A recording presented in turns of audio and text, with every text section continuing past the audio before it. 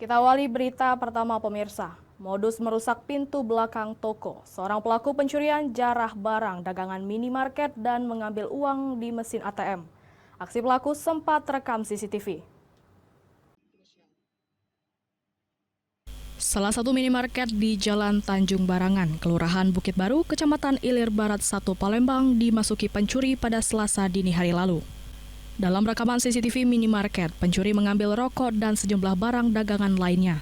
Tidak hanya itu, pelaku juga menguras uangnya yang ada di ATM. Berdasarkan rekaman CCTV itu, pegawai minimarket melaporkan pelaku pencurian ke SPKT Polrestabes Palembang. Menurut keterangan pegawai minimarket, pencuri masuk ke dalam toko saat toko tutup dengan modus merusak pintu belakang. Akibat aksi pencurian itu, toko mengalami kerugian hingga 7 juta rupiah, sedangkan pihak bank ditaksir mengalami kerugian jutaan rupiah. Jempol pintu, terus ngambil apa dia di toko? Kalau di kami di toko. Iya, ngambil apa tuh? Berapa bungkus? Banyak? Banyak Pak, kamu ATM di bawah. Oh, ATM di bawah juga? Oh, kerugian toko jadi berapa tuh? Kerugian sekitar 7 jutaan Pak. 7 juta lebih ya?